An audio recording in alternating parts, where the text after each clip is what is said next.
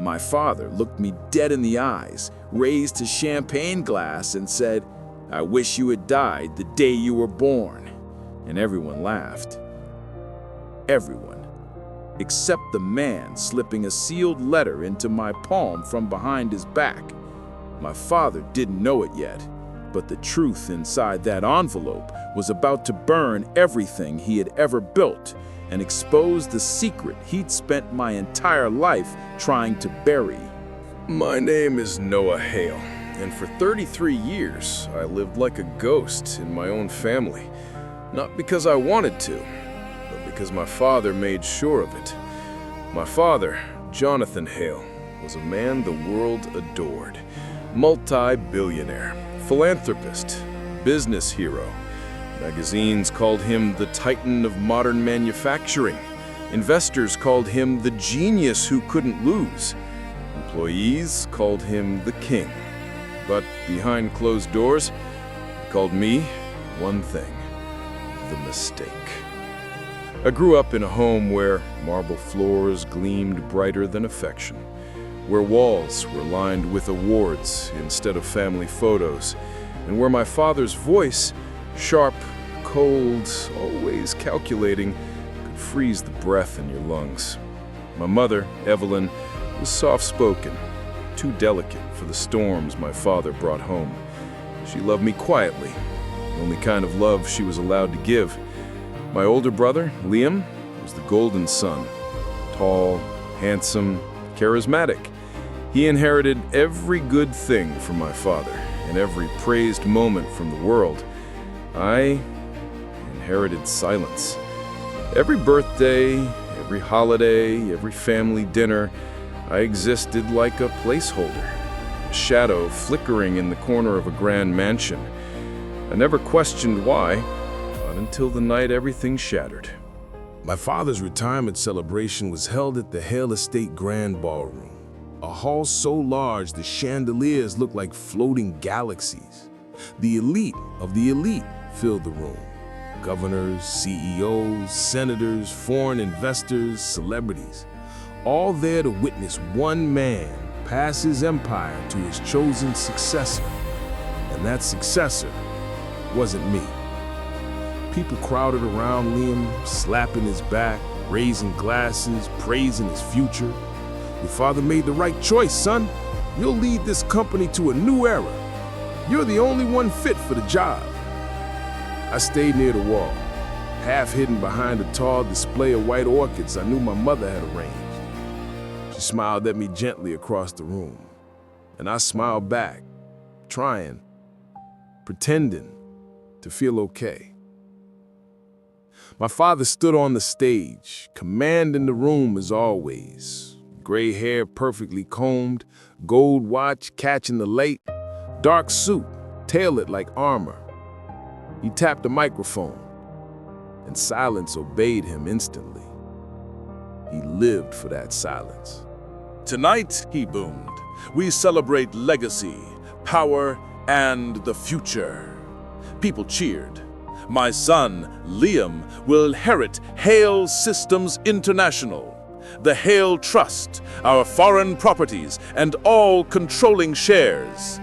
More applause, thunderous applause. Liam grinned, lifting his glass like a prince accepting his crown. Then my father turned to me. His smile vanished. He stared at me with eyes I had only ever seen in my nightmares, flat, sharp, merciless. And as for my other son, Noah, the room quieted in slow waves until you could hear nothing but the soft hum of the air conditioning.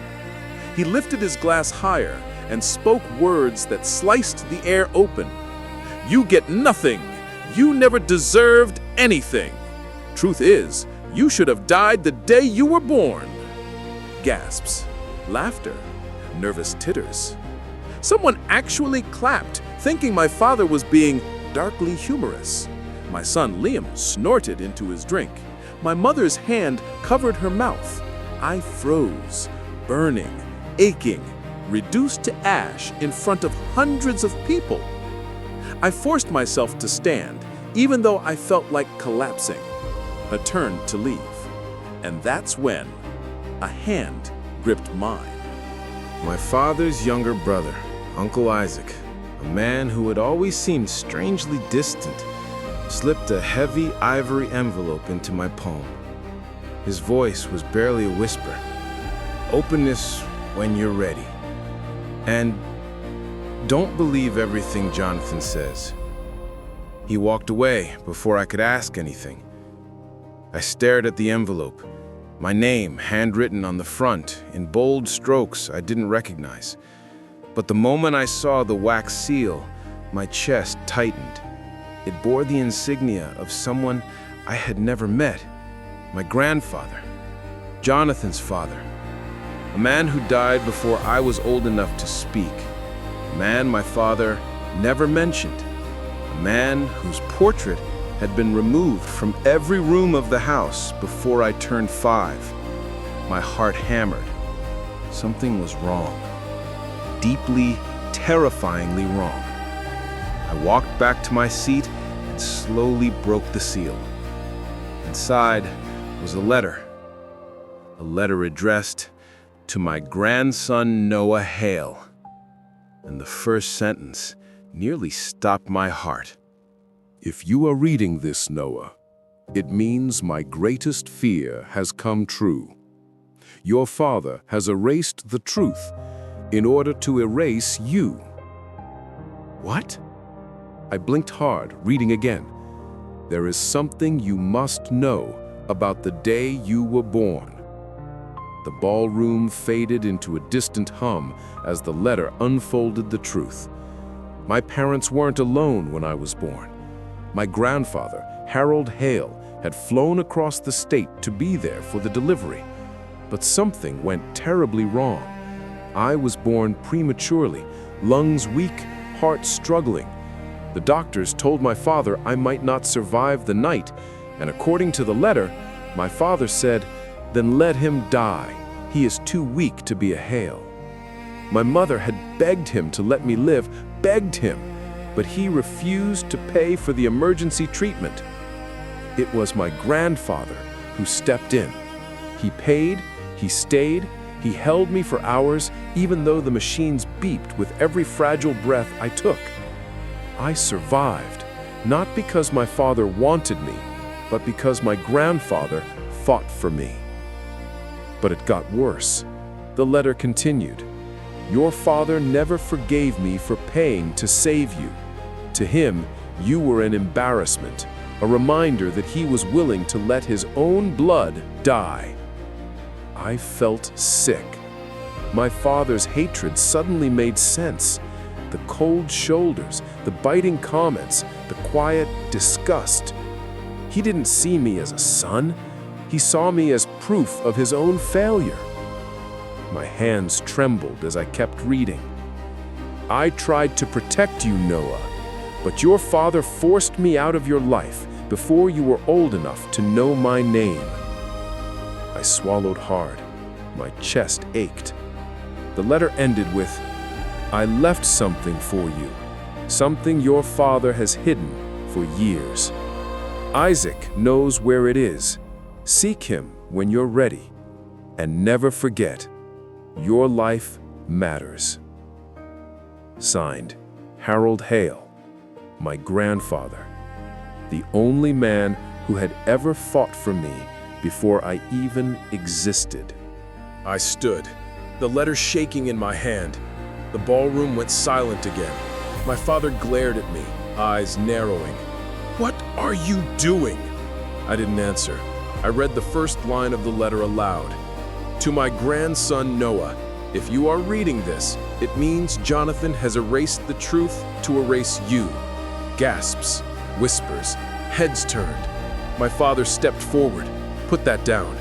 I continued reading, and witnesses listened as every buried secret, every monstrous decision, every hateful act was dragged out of the shadows. My father lunged toward me, but Isaac stepped between us. His voice, for once, carried steel. Jonathan, stop. You hid your father's letter. You lied to everyone. Tonight, the truth belongs to Noah. The room exploded in whispers. My father's mask cracked, fury spilling through. "You think this changes anything? You are nothing, Noah. A mistake, a burden. You should have died." But this time, I didn't flinch. I raised the letter. "According to grandfather, I lived because he saved me. You wanted me dead." Silence. Then, someone gasped. Others stepped back from my father as if seeing him for the first time. Liam's jaw clenched. My mother cried softly, hands trembling as she clung to her champagne glass. But the destruction had only begun. Because the letter wasn't everything. There were documents behind it, sealed legal papers. I unfolded them, my voice steady. "These are the controlling shares to Hale Systems International." The room froze. My father's eyes widened. "No," he whispered. "And they're not addressed to you, or Liam." I held up the papers. "They're addressed to me." My father staggered as if struck. Liam shouted, "This is forged! Grandfather would never choose him!" But Isaac pulled out his phone and projected a video onto the grand ballroom screen, a video recorded 15 years earlier. My grandfather sat in a hospital bed, breathing heavily, but eyes clear, voice strong. He held a pen in his hand. "These are my final instructions. My son Jonathan is not fit to lead the Hale legacy. He has grown cruel, arrogant, and morally bankrupt." My father turned white. People gasped. Grandfather continued, "My heir is my grandson, Noah Hale. He has the heart I prayed this family would retain." My mother collapsed into a chair, crying. My father stepped backward, shaken, pale, finally stripped bare. The video ended. Silence. Utter silence. I faced my father. "You lied to me my entire life. You hid the man who actually loved me. You hid why you hated me. You hid everything." He shook his head violently. "You don't deserve any of this. You're weak. You're insignificant. You're—" "No," I said quietly. "You're projecting. You hate me because grandfather saw the one thing in me you never had. A conscience." People whispered. His empire of fear was cracking. I turned to Isaac. "Where's the rest of what grandfather left?" Isaac nodded, his voice gentle. "In his old study, behind the wall panel. It's all yours now."